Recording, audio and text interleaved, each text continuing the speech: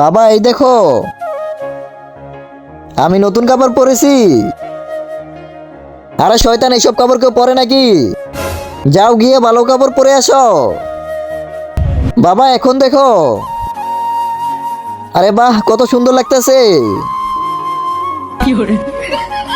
বাবা এটা অনেক বড় লাগতেছে না? বড়? আরে কিসের বড়? 5 বছর পরবি তাহলে ঠিক হয়ে যাবে।